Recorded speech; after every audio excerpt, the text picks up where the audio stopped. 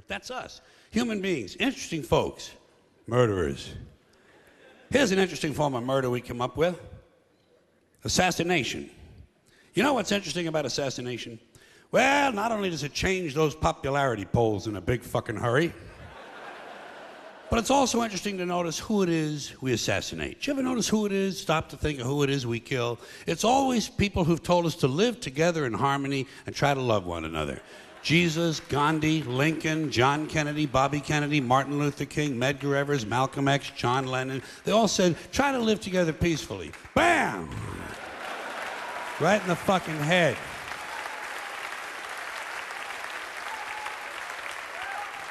Apparently, we're not ready for that. Yeah, that's difficult behavior for us. We're too busy sitting around trying to think up ways to kill each other. Here's one we came up with. It's efficient, too. Genocide, you know? Killing large numbers of people simply because they don't look like you, they don't talk like you, and they don't have the same kind of hats you do. You ever notice that anytime you see two groups of people who really hate each other, chances are good they're wearing different kind of hats. Keep an eye on that, it might be important. But anytime there's genocide, there are always mass graves. Right? Every time we kill some dictator and go march into his country, we always find mass graves. Thousands of dead bodies of people the dictator killed. And everybody over here gets horrified. Whoa, mass graves, whoa. Well, shit, what's a guy supposed to do with a couple thousand people he just killed? Dig separate holes? Fuck that shit. It's labor intensive. Get real. The whole idea of killing a large number of people at one time in one place is convenience, efficiency. Throw them in the fucking hole. Look at it this way. At least the dictator had the decency to throw a little dirt on them. Give the guy some credit. Dictator's a busy man. Got a lot on his mind. Like trying to figure out who's planning to kill him. So he can pick them up, put them in prison, and torture them. Here's another one of our interesting, heartwarming behaviors we come up with. Somewhere along the way, torturing each other. You want to hear a really cool torture that the Romans invented? They also used it as a form of capital punishment. It's really creative. They would take the guy in question, stuff him in a burlap sack, seal the sack up real tight, and throw it in the river. But, and here's the creative part, inside the sack with the guy, they would put a dog, a monkey, and a snake. Okay? A dog, a monkey, and a snake. That's fucking creative. Imagine being inside a burlap sack, underwater in the dark, sitting next to a drowning monkey. Think he'd be moving around a little bit? The dog would be going ape shit, we know that. And the snake, well, he'd probably be getting curious about what all the activity was inside the sack. He might do anything. But whatever he did, it would probably involve venom and his teeth. You know what you'd be doing? You'd be praying to God that the snake bit the monkey and the dog ate the snake. Praying. Yeah. Then it would be just you and the dog. Man and his best friend. Drowning together. Maybe before you died, you could teach him a few tricks. Roll over and play dead wouldn't be too difficult, would it? Just a thought, just a playful thought. By the way, I assume you're noticing that all these activities I'm mentioning, murder, torture, genocide, these are all things human beings do, not animals, those creatures we feel superior to. This is us. Here's another one of our spiritually uplifting activities. We don't do this one much anymore, but it used to be really big. Human sacrifice. I miss that. The Aztecs loved human sacrifice, and they were good at it. Well, they got a lot of practice. For instance, right around the year 1500, the Aztecs sacrificed 80,000 people in one ceremony. Okay? 80,000 people, one ceremony. You know what the occasion was? They were opening a new temple. Nothing like religion for a little entertainment, huh? Especially that old-time religion. Know how the Aztecs went about their sacrificing? Here's how they did it. They would do it right out in public, right in front of everybody, big town, beautiful city square, 20, 30,000 people looking on. They would take the guy, lay him on an altar, cut his chest open, pull his heart out, and hold it up in the air while it was still beating. Got that?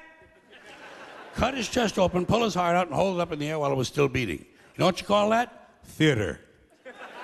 That is fucking theater. And although the procedure may have been a little too crude to be considered the first bypass surgery, it could easily be seen as an early form of organ donor program. The Aztecs, human beings, just like us. Not too long ago, 500 years, Columbus had already landed. This is just south of here, Mexico. And by the way, those hearts didn't go to waste, did not go to waste. Because right after the ceremonies, the royal family, naturally, would enjoy another one of our amusing activities, cannibalism. Imagine that, chowing down on another human being. You gotta be all out of beef jerky, man. You gotta be really fucking hungry. But it happens, doesn't it? It still happens to this day. Bunch of people stranded in the wilderness, run out of Pop-Tarts, gotta eat something. Might as well be Steve. And how do you decide who to eat first? How do you decide who's first on the barbecue rack? Do you pick on the little guy because he's skinny and he can't fight back? Or do you all gang up on the bodybuilder because he got a lot of steaks and chops on him? These are things human beings have to consider. One more of these charming diversions of ours, necrophilia. Huh? Now there's a hobby for you. Fucking a corpse. Takes a special kind of guy, don't you think? But it happens, more than you might think. It happens among humans. Animals don't do that. Animals don't fuck their dead. A rat will do a lot of gross things, but he will not fuck a dead rat. It wouldn't even occur to him. Only a human being would think to fuck someone who just died. We gotta be the most interesting critters on the planet. And then we wonder why a UFO doesn't just land and say hello. Hey, oh.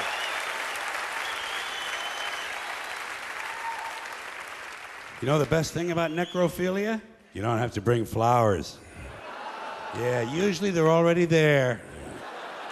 Isn't that nice? It's nice. It's convenient. Human beings will do anything. Anything. I am convinced. That's why when all those beheadings started in Iraq, didn't bother me. I took it right in stride. A lot of people here were horrified. Ah, beheadings, beheadings. What, are you fucking surprised? Just one more form of extreme human behavior. Besides, who cares about some mercenary civilian contractor from Oklahoma who gets his head cut off? Fuck him. Fuck him. Hey, Jack, you don't want to get your head cut off? Stay the fuck in Oklahoma. Stay the fuck in Oklahoma.